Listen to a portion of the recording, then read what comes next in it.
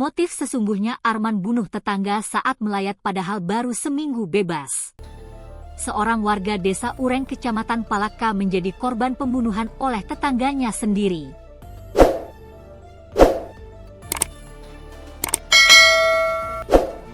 Kasih Humas Polres Bone, Ibtu Rendra saat dikonfirmasi tribundastimur.com, Rabu, 2 April 2025, membenarkan peristiwa tersebut.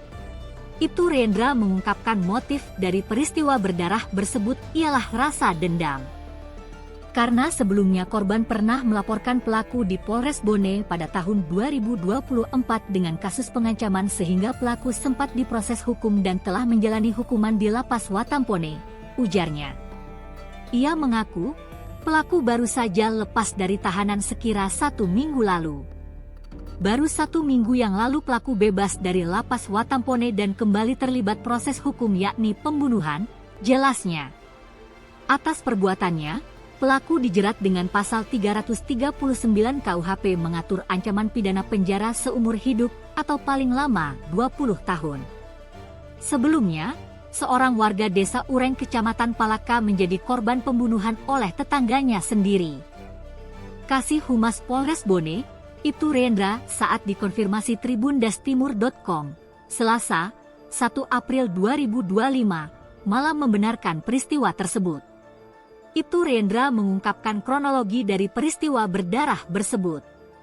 Ia mengaku sekira pukul 10 WITA, pelaku Arman, 50, dan korban Larang, 70, sama-sama datang melayat di rumah tetangganya. Pada saat duduk di pekarangan rumah duka pelaku Arman sudah membawa sebilah parang namun warga pada saat itu tidak menghiraukan karena warga mengira pelaku dari kebunnya.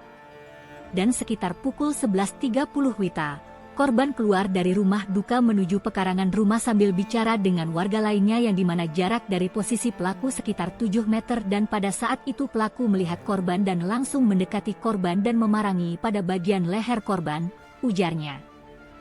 Kemudian, setelah ditebas, korban langsung lari masuk menuju dalam rumah duka dan pelaku kembali mengejar korban sambil memarangi korban.